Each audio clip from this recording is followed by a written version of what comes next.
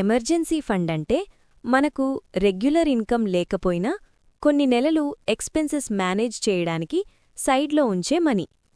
Emergency fund ఎందుకవసరమంటే మనకేదైనా emergency situation వచ్చినప్పుడు, for example job loss లేదా ఇన్కమ్ సడన్గా ఆగిపోవడం లాంటివి జరిగితే అప్పుడు లోన్స్ తీసుకోకుండా మన ఎక్స్పెన్సెస్ కవర్ చేసుకోవాలంటే ఎమర్జెన్సీ ఫండ్ ఖచ్చితంగా ఉండాలి.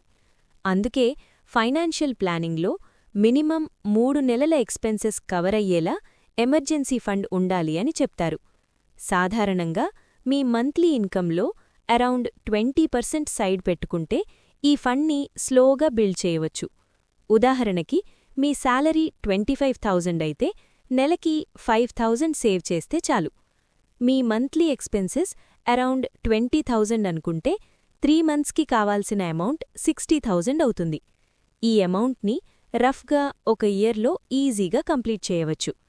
ఈ మనీని హై రిటర్న్స్ కోసం కాకుండా సేఫ్టీ కోసం సేవింగ్స్ అకౌంట్ లేదా ఎఫ్డీలో పెట్టడం బెటర్.